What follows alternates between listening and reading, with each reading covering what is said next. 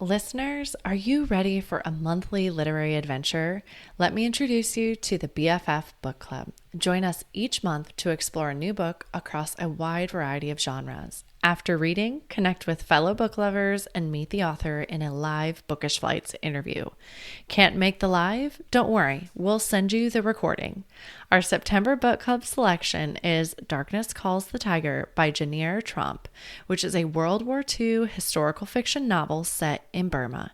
Head over to the link in our show notes to learn more and see our upcoming 2024 BFF Book Club selections.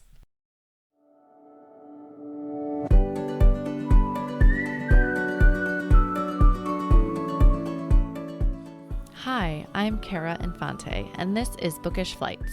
In each episode, I chat with one bookish guest as we take some time to sample and savor the pairing recommendations from their bookish flight. We hope to give you suggestions to cultivate your TBR list and nurture your leisure time through books. In today's episode, I am chatting with K.W. Foster. Kirsten is the author of deliciously haunting and spicy fantasy romances featuring morally gray women and the men and women who love them. Originally from the Midwest, she now resides in the mid-Atlantic with her husband and two big fluffy dogs. Welcome to the show, Kirsten. Thank you so much for having me, Kara. I am so glad to have you on the show today. And where are you from in the Midwest? Because that's where I'm from. Michigan. Okay. All right. I'm from Chicago. So. Oh, I lived there after I graduated college. I lived right by Wrigley Field. Oh, nice. That's awesome. Yeah. We probably, I don't know, maybe similar time frames. Who knows? But I also lived over there. Last year when we went home to visit family, we took the kids through, my husband and I, through the old stomping grounds. This is where we got engaged. This is mommy's first apartment. This is. So, and then by Wrigley Field, because they had never seen Wrigley Field since we don't live there anymore. Yeah. But yeah, every time they come through San Diego, we'll go to the Cubs game and the kids love that. So we'll wear blue in the sea of the Padres fans and really stick ourselves out. It's fun. That's so fun. So, well, I feel like you are so much more than this bio. So can you tell us a little bit about who you are? Sure. Yeah, so I live in DC now. I work as a lobbyist. I've worked in Congress, but before that I was a social worker for a really long time. So I've worked in hospitals and clinics and yeah, that's a little bit of my background. That's a wide range of jobs. Yeah, I've lived all over the country. I've lived in California, I've lived in Chicago, originally from Michigan. And then I've been in DC for 10 years almost. So Wow, okay. Crazy. Yeah. Yeah, I have two big fluffy dogs, Zeus and Duke, that are my best buddies. They are with me all the time when I write. And I also have my husband, Tim, who is very supportive. And we just got married last year. So we're settling into married life. And Nice. on the weekends, we like to go hiking. For a long time, I was a competitive horseback rider. So that's Okay. part of my bio too. Yeah. Yeah. And you also have your novel coming out, A Curse Yes. of Breath and Blood. And that's coming out next week in relation to our episode, right? Yes. Can you tell the listeners the release date? It's September 17th and it will be and it's available ebook, audiobook, and hardcover and paperback. So all the formats. And listeners, you got to go check out the cover on her website. It's beautiful. Thank you. Did you design that, or how does that work? How does the cover design come It in? depends. That was kind of when I first signed with my publisher. They sent me kind of a bunch of templates, hey, do you like any of these? We work with this artist. She can kind of fix anything that you don't like. And so I kind of picked a template that I liked. It had the flowers. If you've seen the cover, it has the flowers. And then I was well, I want it to be more of what my book's about. So then we added the breath, the air, and the blood. And then I was I'm not going to give away too much about this book, about my book, but I wanted it to go darker to represent something that happens in the book. Well, it's beautiful. So listeners, head on over to her website. And can you tell them what your website is so they can head on over there? Yeah, it's kwfosterauthor.com. Okay. All right. So head on over, check that out, grab your copy. And why don't you tell us a little bit about the story? Yeah, so it follows Aelia Springborn, who is a queen turned mercenary. And you kind of get a little bit of background when the book starts. And she has been in hiding for 5 years, and she gets pulled out of hiding from her long lost love, and they have to go on like a quest to save her sister, who is going to be sacrificed to this ancient deity. Okay. That's the quick and dirty. Yeah, that's perfect because I feel like I'm always so impressed when people can come on and not give any spoilers for their book and just entice us just enough to want to pick it up. Mm-hmm. Um, so it's would be considered romantasy genre, right? Yes. Mm-hmm. Okay, It all is right. very romanticy. The first book's very romanticy, and then the second book has a lot more like adventure. So it's got something for everyone. Ooh, okay, so there's already a second book in the works too. Yeah, I'm writing the second book right now, so Okay. In all your free time, it sounds in like you all my have. free time, yeah, when I am not working, advertising this book, or doing other stuff. I am so impressed by that always, like how you guys as authors like organize your day with so much going on. So did Organized you is generous. when you were writing the book one, were you in the back of your mind like, okay, there's gonna be a follow-up to this? Or how Mm. did that like what is your thought process when you're going through that? So when I wrote the first book, I wrote it as a standalone. Well, let me go back. I wrote like a prequel to this book first. Okay, So basically, like I have a prequel that's like ready to go. It was the first thing I ever wrote, so it needs to be overhauled. Because my writing has become a lot stronger since I wrote sure. that in 2022. So basically, I wrote that book, and then I was like, you know what? I don't really like this right now. And so then I wrote what is essentially the sequel, which became my first book. Okay, But I didn't write it as like this will be a series, because I queried it to agents, and they don't usually like series. So okay, it's better to do something that like could be a standalone, because you never know if you're gonna get a series. sure, You could get one book, you could get two books, and they could not fill the second book. So I wrote this as something that could stand alone on its own. But I would, in the back of my mind, I always really wanted a series. sure. And so when I talked to my publisher, they were like, well, we really want series. And I was like, well, that's good, because my book it'd be great. I would love it to be a trilogy. But now that I'm writing it, it might be longer. And they've okayed a prequel as well. So I've got a lot of work ahead of me. Yeah. Yeah. So it just worked out really well. Wow, that is amazing for you. Like in the sense of like, okay, I'm gonna in my mind tell myself to be a standalone just in case, right? I'm just putting my Yeah. toe in the water, like seeing what they're gonna say, and then it ended up being what you wanted. That's amazing. Yeah. Because I Yeah. don't, Yeah. I mean, from talking to many authors on the show, I don't, it can be kind of a bumpy road though. I feel like getting to this point where you're like, yeah, I have a book that's literally releasing on this date and being a book, like an actual physical book. Oh yeah, there was times when I hated this book. I was like, I never want to look at this thing again. Rewriting it. I wrote this book. The one that got the deal was draft 15. Wow. So and then it went through two rounds of editing. But it didn't need a ton when by the time I got back to by the time it Yeah. was the publisher wanted it didn't need a ton of editing. So that was good. Wow. I imagine at draft 15, you've really, yeah, I could see.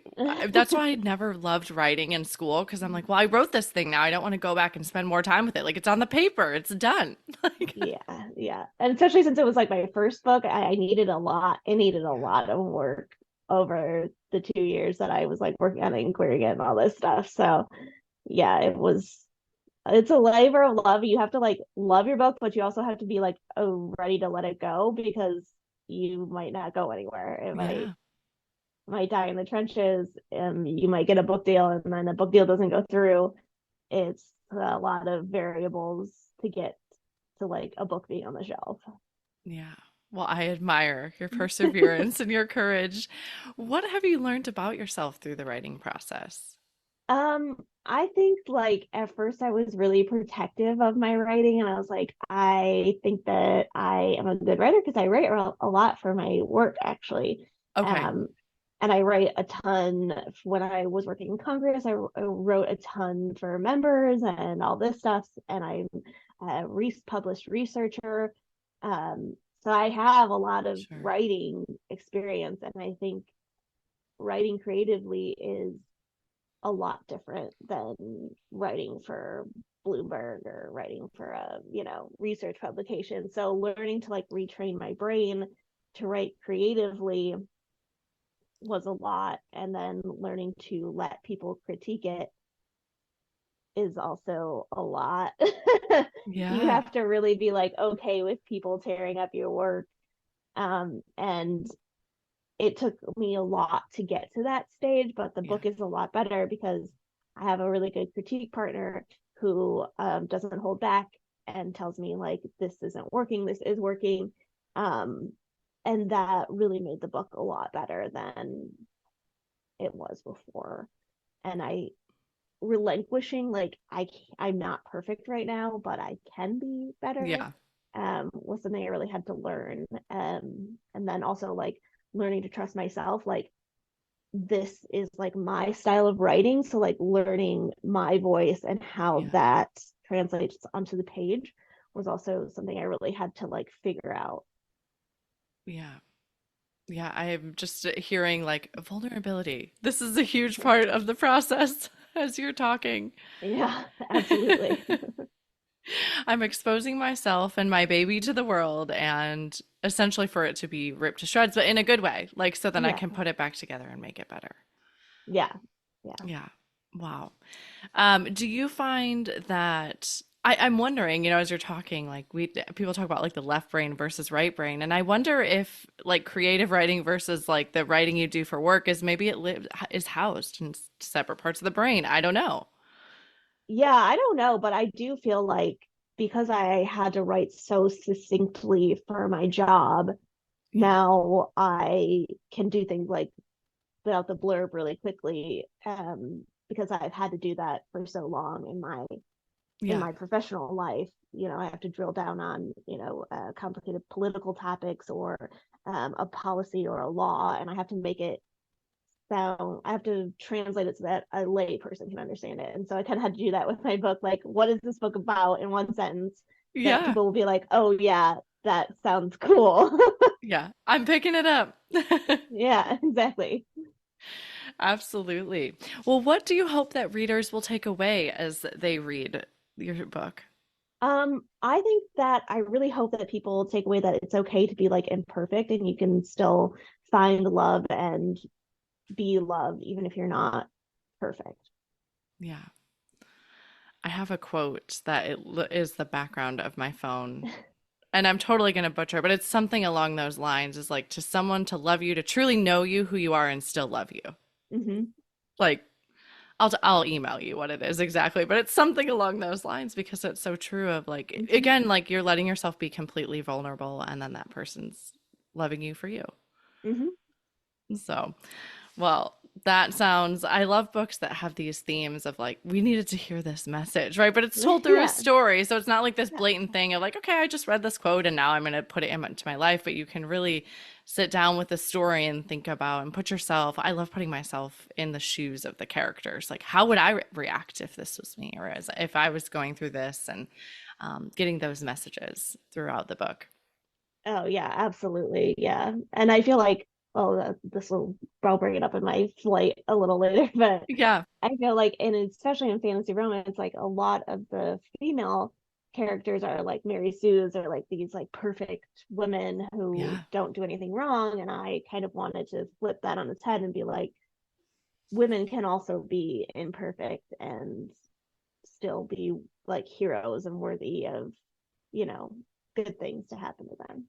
Yeah. Yeah. We can own our mistakes and we can Hmm. and Yeah, still be here. you don't have to be what you were before. You can always change. Okay. All right. Well, so you already mentioned you're working on your next project. You're working on the second book to this. How do you find time in your busy day to do this and to read? And how do you do all that? Well, I listen to a lot of audiobooks. That's how I get Okay, like the reading in. And I have two dogs, so I take them for walks, and we live in a very walkable neighborhood. So nice. I walk a lot, and then I write either early in the morning or late at night, and then I try to edit during the day when I'm like in between Zoom calls or something. And with the nature of my work, it ebbs and flows. So sometimes I'm super busy and I don't have time to do anything, Sure. and sometimes I don't have like anything to do because Congress is doing whatever. So I try to like get as much done in those like downtime when I Yeah. can. Um, but yeah, it's a lot of giving up things that I probably used to enjoy. I don't watch a ton of TV anymore. I used to play a lot of video games. I don't do that anymore. So, Yeah. Do you feel yeah. like in having given that up, but do you feel like this fills your cup up as well? People will use that term, like the writing and the reading, like that is a form of self-care for you, I guess. Yeah, I love like sometimes I'll get like really into a scene. I'm just like, oh my gosh, like this is just like so much fun to write. Yeah. And then I use the other stuff as like I'm having writer's block, so I'll watch a movie that I think is similar, or I'll play a video game, like maybe like that Yeah. creative juices will flow, hopefully. But yeah, I think uh I like really needed an outlet, and this is like a great outlet for me. Perfect. Yeah, that's a great way of saying it because I'm envisioning like I have three kids and I love my kids, don't get me wrong, but there's days where I just feel like my day is consumed by taking care of my kids, right? And I'm like, I Mm-hmm. just want to do something for me. And they're Mm-hmm. so, and you're so busy in a different capacity. And so I'm like, okay, is you getting like, is this filling you up, right? Or being a good Yeah. outlet, because Mm-hmm. then then you experience the burnout, right? Like the opposite end of like, this is sucking my soul and I don't enjoy it at all. Yes. Yes. So, Yes. And it's hard to find that balance sometimes yeah, when I'm like, oh, I want to get a draft done or something, and I'll like try to push myself, but then the story doesn't come out as well as I would have liked. So I think like trying, because I'm like I want to get something done, and like I want sure. it done, and then I can move on to something else. So for me, like learning to like take time and like, oh, I have to take a break from this. I have to like step away. It's not working. That was like a big learning experience for me because I like want to be done. I want to like then I want to edit it. Yeah. Then I want to send it to my readers. Blah blah blah blah blah. And so learning to like take a step back and like give myself a little breathing room is like a big learning experience for Yeah, yeah, me. respect what your body's saying. Like, nope, Mm-hmm. okay, take a Mm-hmm. minute here.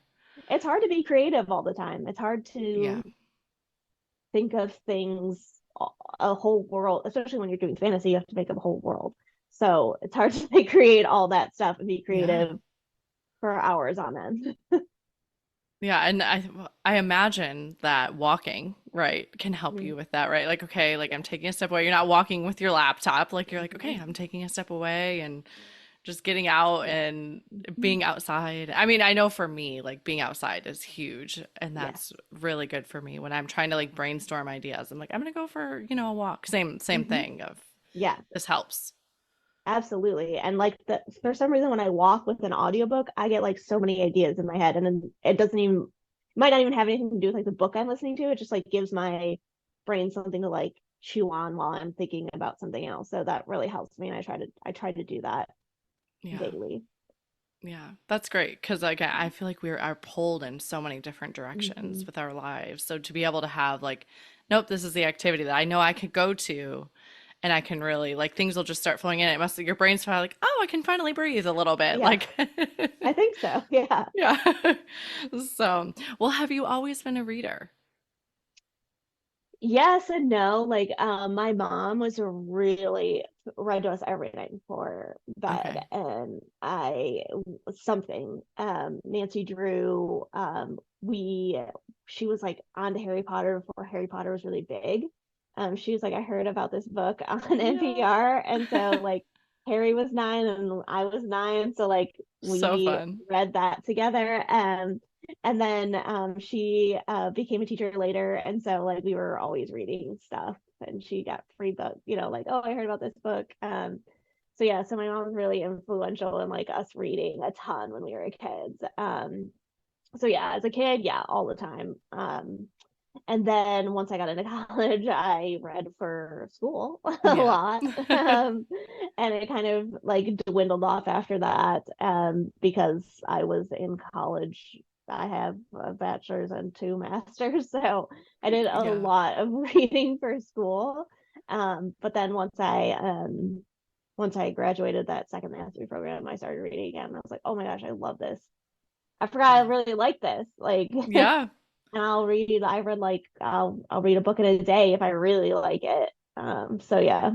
Yeah, that seems, I feel like the more I talk to people about books, like we seem to have this like second awakening of our Hmm. reading life. Like you realize, like I might have hated reading because of school, right? Because it was like Hmm. this assigned reading, but it's like you have to find leisure reading again in your life. And then like, Hmm. oh, I forgot how much I loved this. Like, Yeah, yeah. And like there's like there's a lot of distractions that we have now, like options for yeah, entertainments, like TV, video games, whatever. But I love reading because it's like everybody, you imagine things differently than everyone else, and like yeah. it's your own experience. I don't know, I just love it. Yeah, absolutely. And I think that back to like figuring out what fills up your cup, for me, like Hmm. reading will do that versus like if I'm mindlessly scrolling on my phone, like that does nothing to like fill me up for, give me a little boost to get through the rest of the day. But if I can like go Yeah. sit outside, and I think of it for myself as like truly leisure time. Like if Hmm. the kids are all quiet, I'm like, oh, I can go sit outside for 15 minutes and read. Like Hmm. I'll be, my outlook is a lot better for the day, the rest of the day, Hmm. than if I was mindlessly scrolling or something like that. Absolutely. And books aren't going to expire or whatever, books are always there. Yeah. And now with Kindle or like an e-reader, you can have like a thousand books. If you don't like one, you can just go to the next one.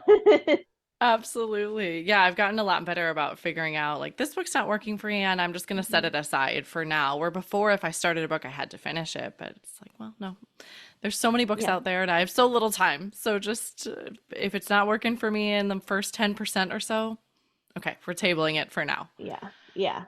Exactly. Yeah. I feel the same way. I was a, I couldn't DNF a book. Yeah. I was like, have to finish it. But that's not enjoyment. You're supposed to enjoy Yeah. your leisure time. I wish I would have kept track because I feel like the percentage of what I like stuck with, like it really didn't pay off even. Because sometimes I do feel like books open up a little bit slower, and so sticking with it could be of value. Hmm. But I don't think like I feel like there was nope, that really was not for me. Like I should have just Yeah. listened to the gut instinct. Yeah. So, well, what type of books and genres do you enjoy reading? So I read all over the place. Um, Obviously fantasy, romance. I love those books, but I also really like thrillers, and like a murder mystery. I read I read widely. So, Okay. and I think that like helps my writing because like all books have like a lot of aspects of different genres in them. So I try to read widely as a way to like research, but also not get burnt out on one thing. Yeah. Yeah, I'm similar to you. Is there a genre that like is your one you wouldn't go to, but you're like, oh no, I should pick this up because I want to read this to continue to read widely? I don't read a ton of horror, but I would Yeah. like to read more.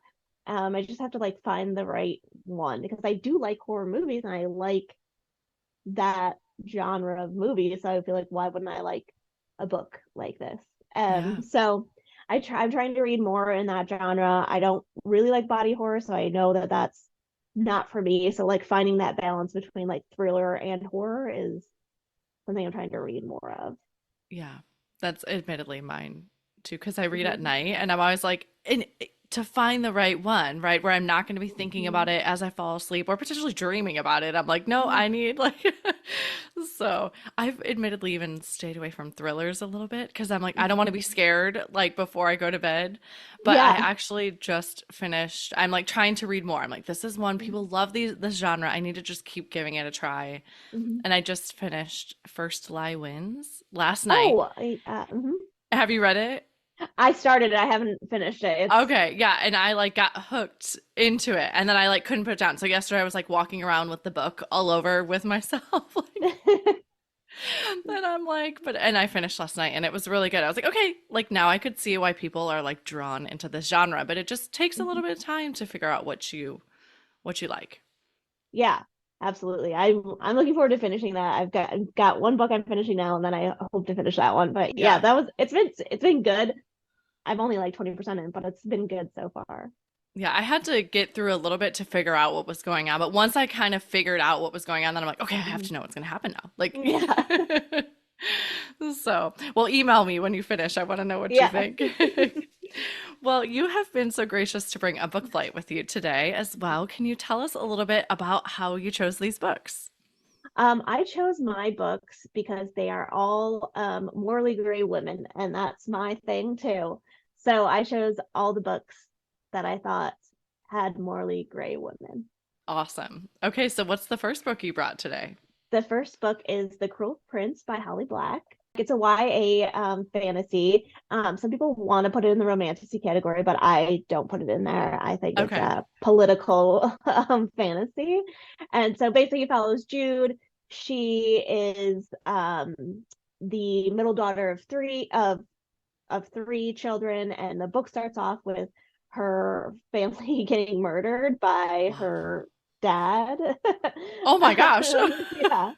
So it starts off with a real big bang. And her dad's like a fairy, and he takes them back to fairyland, Elfheim.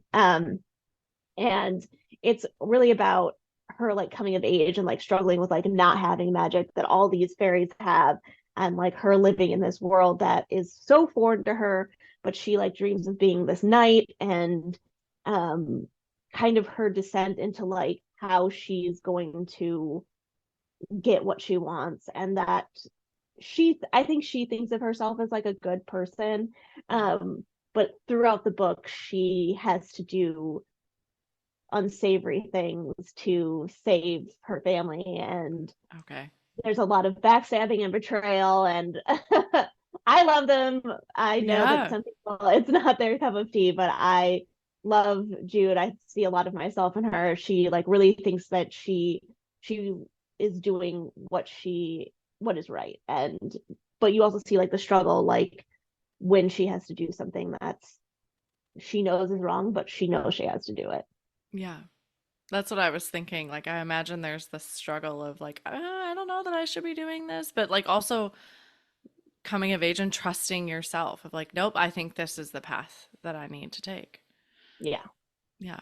I've seen this book everywhere and I have not picked it up yet. So now I'm like, ooh, okay, I think I need to go add this one to my list. Yeah. Um, awesome. Okay, anything else you want to add about that one? No, I think that one's Okay. good. All right. So that's The Cruel Prince by Holly Black. And what's the next book you brought today? The next book is Red Sister by Mark Lawrence. Okay. I haven't even heard of this And one. So, yeah, this one is kind of more obscure, and I don't think a ton, well, it has like 56,000 ratings on Goodreads, but I didn't hear about it until I was wow. on Reddit. Yeah. Okay. Um so this follows Nona, who at the beginning of the book is about to be hanged. And it takes place in this world where like basically the world is starting to be engulfed by ice, and there's like a 50-mile range where people can live. And Nona is starts off as a slave. She's about to be killed, but she gets rescued and sent to this, you could call them like academy, but it's a non like a convent for Okay. magical kids. And it's about her learning to use her powers, because she has powers that are different from other people's in this world. And she is not particularly likable at the beginning because she's kind of a brat. But Okay. as the book goes on, she learns to hone her powers, and you kind of root for her. And so that's why I chose it, because she is kind of a difficult character at first to like, but then as like you learn more about her backstory and the book goes on, you really like root for her because she is doing what she thinks is right, and that's what you want in a character. Oh, okay. I'm so intrigued by this little arc of, because that I think for me, I've noticed if I don't like a character and like it persists that I don't like one of the main characters, like I'm like, man, I don't know that I love that book, but I love like there's Mhm. this arc of like, nope, it's gonna pull you in. Mhm. Yeah. Okay. All right. So that was Red Sister by Mark Lawrence. And Mhm. what's the last book you brought today? This book is The Traitor Baru Kamrat by Seth Dickinson. And so Okay. this is another fantasy book, but it's not as like magical as the other two are. Okay. So this one is also about a woman, a morally gray woman, and her continent has been um, invaded and taken over by invading forces, and basically she's raised military academy, and like trained by these rebels, or trained by these invaders, but all the time in the back of her mind she's like, I'm going to free my people. This is it. Oh, okay. This is it. This is my end goal in life. I'm gonna free my people.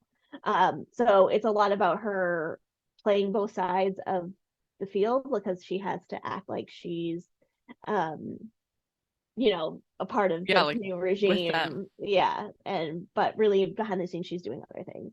And it does have a romance too. So um Oh, yeah. okay. All right. All right. So that was the Trader Baru Cormorant? Cormorant, I think. Yeah. Cormorant Yeah. by Seth Dickinson. Mhm. That one sounds really good. It actually reminds me of The First Sly Wins. So like the Oh thriller yeah. Mhm. component, like there's like, so read the book, you might find some of that Yeah. as well. Yeah. And even though you know the title, like going in, you know the title Traitor, but at the end you're like, oh, that's what it meant. So I don't want to spoil Yeah. it, but yeah, it's really good, and I would highly recommend it. Awesome. Okay, well, thank you for bringing the book flight today. How I love to end our show is with our bonus pairings, which are just a speed round of questions so you can answer these really quick. So, where is your favorite place to read? Um, my favorite place to read is on my back patio. Nice. That sounds so great at this Mhm. time of year. What is one book you've read that has changed your life? Akatar is a book that got me back into reading. Okay. Um, I'm gonna use the one that I used on my book, like Cruel Prince. I Yeah. loved because I loved seeing a woman who was coming into her own power, and like it's okay for them to be bad.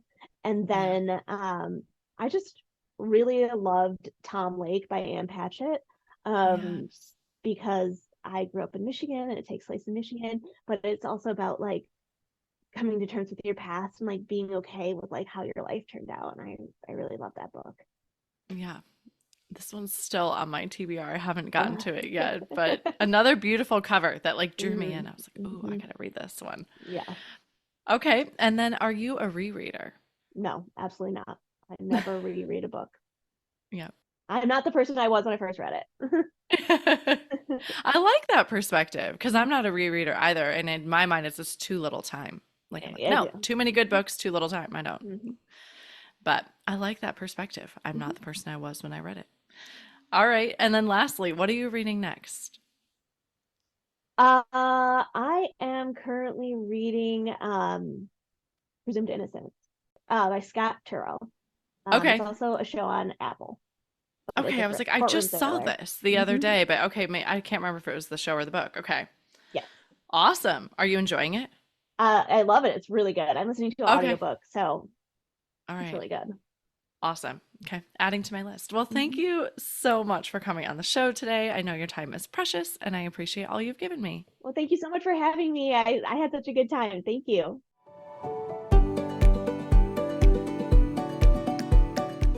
Thank you so much for listening to this episode today with KW Foster and her book flight of morally gray women in fantasy. We'd love to hear what other books you'd pair with this book flight at bookishflights.com. That's it for today. Thank you so much for listening. As Emma Thompson said, I think books are like people in the sense that they'll turn up in your life when you most need them. Cheers to you, dear readers. Until next time.